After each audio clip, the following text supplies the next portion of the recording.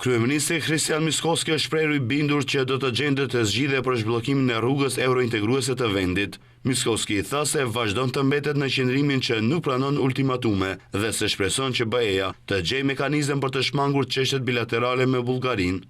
E për të gjithë këtë situatë, Miskovski me tone të ashpra kritikoi ish-ministrin e punëve të jashtme Bujar Osmani. Sipas Miskovskit, Osmani është fajtori kryesor, i cili, duke negociuar për identitetin maqedonas, ka sjell vendin në situatë që të mos mundet të fillojnë negociatat. I tu ka nemam nikakva dilema. Për fat të keq, ato e ka bërë një ministër në të kaluarën, ka negociuar për identitetin tim Maqedonas dhe ka bërë gabim dhe nëse mendon se atë do të harrojmë gënjehet, ne do të gjejmë mënyrë, do të ndërtojmë besim dhe do ta zgjidhim këtë. Ndoshta kjo gjenerat ose ndonjë e ardhshme, ajo do të mbetet në memorien kolektive se çfarë dëmi ka bërë ai njeri identitetit dhe popullit Maqedonas në mos respektim. Nëse ai nuk respekton fqinjin e tij, atëherë ai nuk e respekton as familjen e tij as popullin e tij.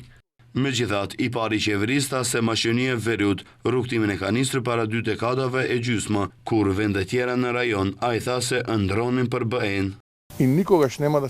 Jam i bindur se do të gjende zgjidhje, do të gjejë mekanizma Bashkimi Evropian dhe Maqedonia do ta merr vendin e merituar për të qenë pjesa e asaj tryeze, sepse ka kohë që e meritojmë, sepse rrugtimin ton e kemi nisur para 2 dekadave e gjysmë, kur vendet e tjera të rajonit ëndronin për Bashkimin Evropian.